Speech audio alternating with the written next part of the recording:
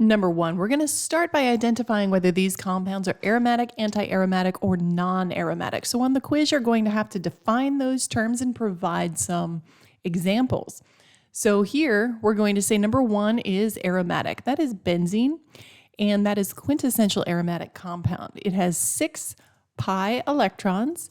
It is cyclic, it is planar, and it is conjugated. So that's the reason why it is aromatic. Number two, is that aromatic, anti, or non-aromatic? Well, let's go through. We have 4 pi electrons. It is cyclic. It is also planar. But it is, well, that is kind of conjugated, but with 4 pi electrons, we're going to call that anti-aromatic. Number three, we have 6 pi electrons. That's going to be aromatic for the same reasons as above. There's 6 pi electrons. It's cyclic and planar and conjugated.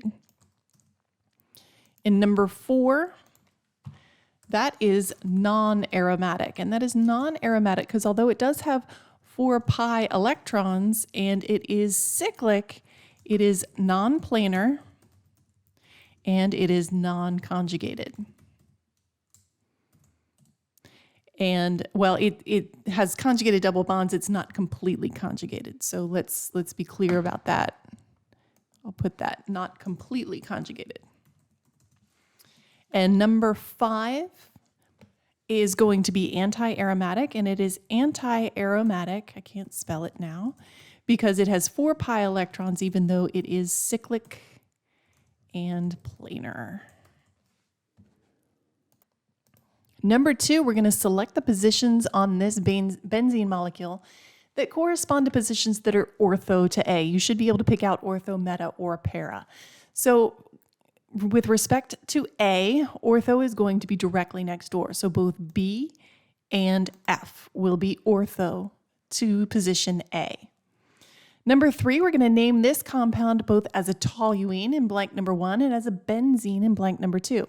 Well, as a toluene, we're going to, that takes care of that methyl group, so toluene, and that means the methyl group is position 1. So 2 is bromo, and let's see, then we have 4-chlorotoluene, so 2-bromo, 4-chlorotoluene.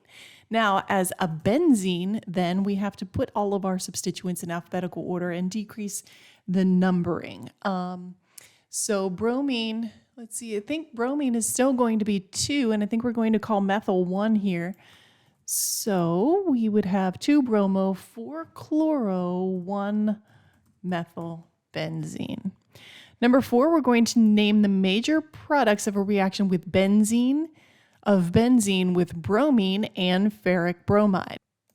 So I wanted to show you where that is in the classroom. Under the Resources tab of Module 3, under Benzene Reactions, I scrolled down and I found halogenation of benzene. And that's actually given as the example of bromination, bromine and ferric bromide. So we would form bromobenzene, and that's what you would type, bromobenzene, all one word. Number 5, now we're going to predict some products. So first, let's name this organic reactant.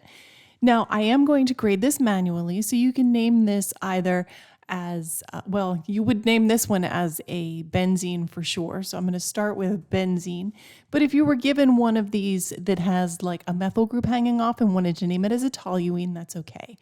So we have an isopropyl group and we have a bromo group. So I'm going to call it 1-bromo, 3-isopropyl benzene. So that's going to be the organic reactant. So is the substituent an ortho, para, or meta director? Well, we have 2 substituents.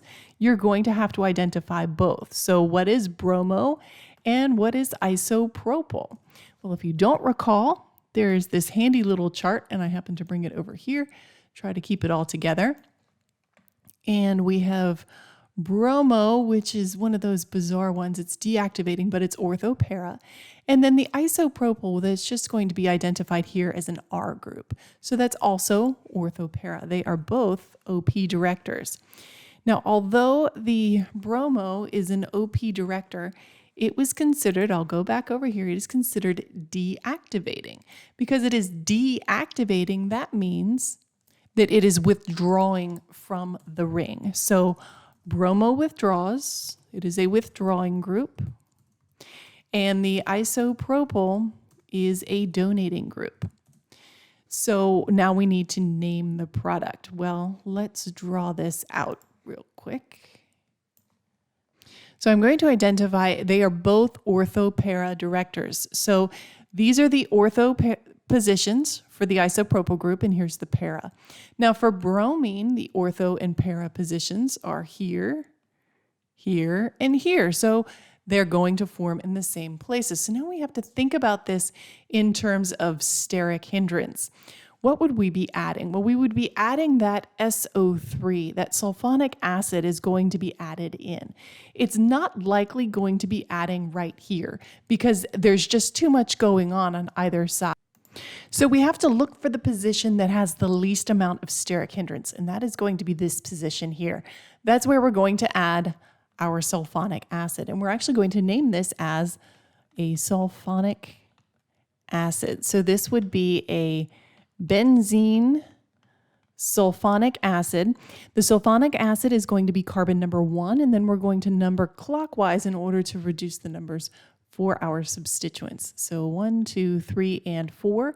We would name this 2-bromo 4-isopropyl benzene sulfonic acid. Then you also need to draw that product and upload it here into the text box. Please let me know if you have any questions.